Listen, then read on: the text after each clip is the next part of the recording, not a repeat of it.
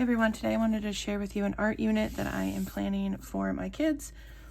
This is one of those things that started really simple and then got a lot bigger than I had anticipated. So what inspired this is we went on a field trip to an art museum. It was a modern art museum, and they had a special exhibit with, I think it was called Glow, and all of the art was created with neon lights.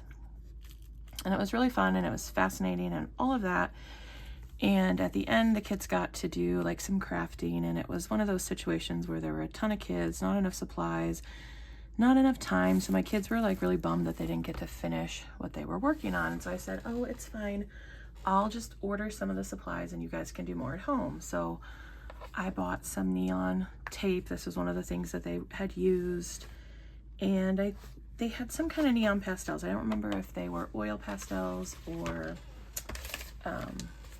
chalk. But I said, I can get some fluorescent, you know, like neon ones and some tape, and you guys can go to town. Well, I did that. And then I also grabbed some neon colored straws from the Dollar Tree because I thought they could do some kinds of like three-dimensional like sculptures with these.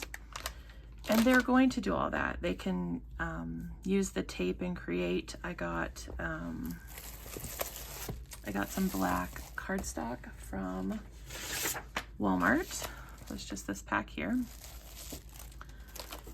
But then I was like, oh, I wonder what else we can do.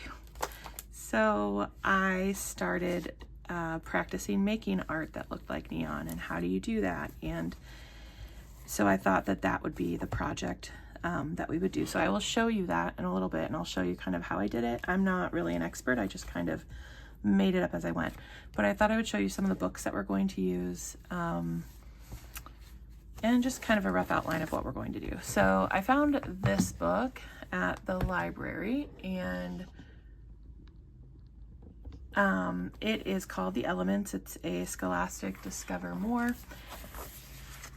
And I just marked a few pages. My kids know like what an element is, but I thought that this was like a really good spread if you needed to kind of introduce that, everyday elements and how they're made, the periodic table, all of that.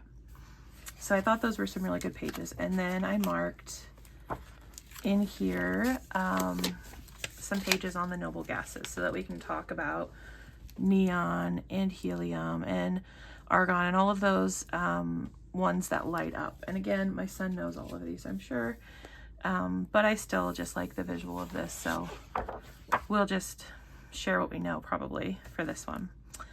And then I also thought that we could talk briefly about the elements in art supplies. And you know how some of these colors get to their color, and I thought that this would just be a really interesting kind of tie-in, because we aren't obviously going to be creating art with neon literally, so we will be using paint or pastels or things like that. So I thought that this was kind of cool to share with them. And then I also just printed off an article I found online about the anatomy of a pastel, because that's mostly what we're going to be using. So we can kind of talk about the ingredients that go into an artist's pastel. So I have that. And then I also got, let's see, I grabbed this book from the library. These are photographs of different neon signs from, I'm trying to think, mid-20th century. And so I thought this would be good just to look at lots of different neon signs at night. The pictures may not all be kid appropriate, but that's okay. We can just, you know, pick and choose what ones we look at, and these can inspire our artwork if we want them to. So this was just one I grabbed from the library. And then I also thought it would be fun to look at bioluminescence as well. So I grabbed a few books from the library on that. This one is Curious Creatures Glowing in the Dark. This one has good information. I don't love the pictures as much as another one that I'll show you here in a minute. But I will pick one of these next three that I'm going to show you probably to read. We have this one called Glowing Waves.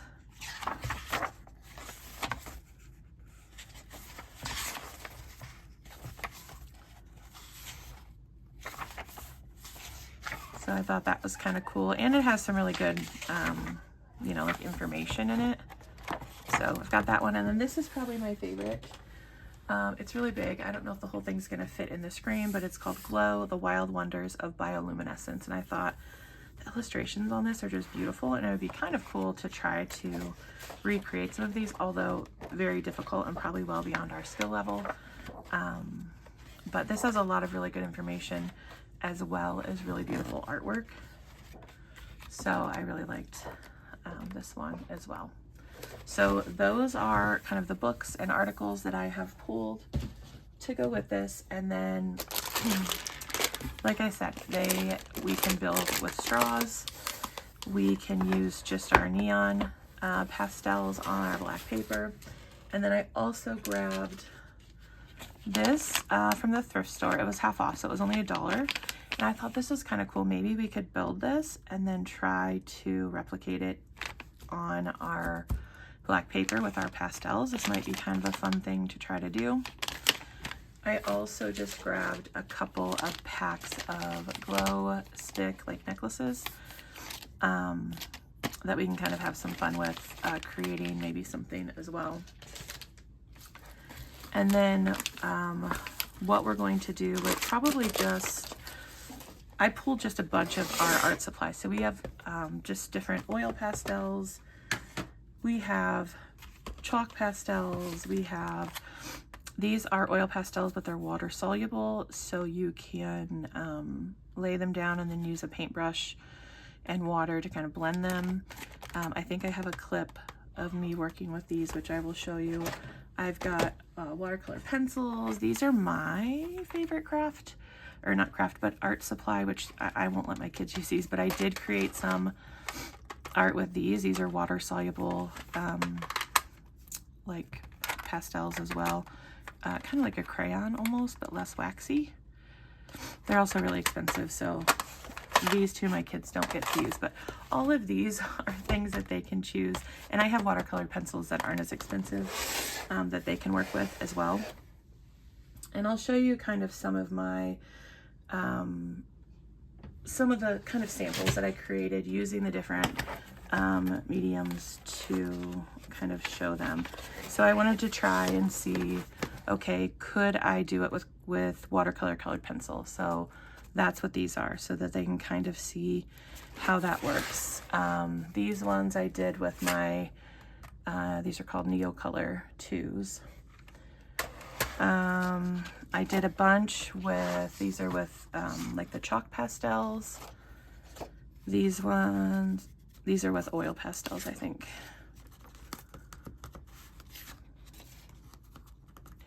So I thought we could kind of do some Valentine-y stuff since it's leading up to Valentine's Day, but those are just some, you know, trials that I did, because before I'm going to teach this to my kids, I need to make sure that I know what I'm doing. I'll insert some video clips. I tried to do a little bit of a tutorial to show you how I did it, but the thing is with this is there's no right or wrong way really to do this. And a lot of times it's just kind of playing, which is what I did, to figure out how to make it look neon or fluorescent. And essentially what I did is the black paper, I think, really helps. Actually, I even tried this in watercolor. Let me see if I can find it.